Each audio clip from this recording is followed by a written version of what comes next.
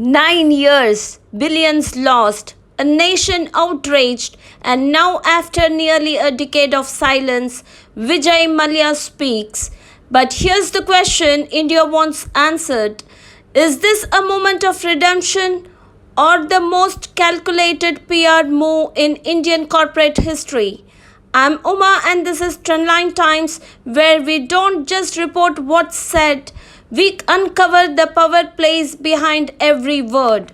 Here are some of the most striking and widely discussed statements made by Vijay Mallya during his recent podcast with Raj Shamani.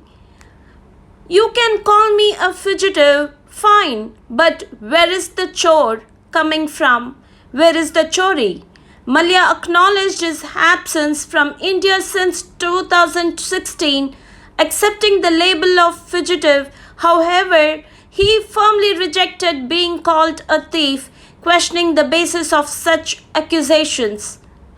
Then he said, if I have assurance of a fair trial and a dignified existence in India, I will think about it seriously. Expressing concerns over India's detention conditions, Mallya stated his willingness to return if assured of a fair trial and respectful treatment.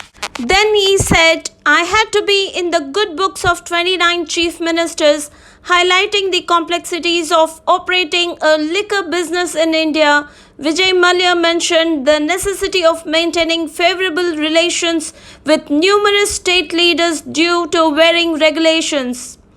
Then he said, nobody ever wanted to talk to me, they just wanted headlines. Reflecting on media interactions, Vijay Mallya expressed frustration over being portrayed negatively without opportunities to share his perspective. Then finally said, I did not run away, I left on a planned trip. Addressing allegations of fleeing India, Vijay Mallya clarified that his departure was scheduled and not an attempt to evade legal proceedings. In the podcast, Vijay Mallya admitted he had even informed Finance Minister Arun Jaitley before boarding his March 2016 flight to Geneva. He urged Jaitley to get banks to sit across the table and negotiate a settlement. Initially denied, Jaitley later acknowledged their brief walk and talk at the airport but stressed it was not a formal meeting.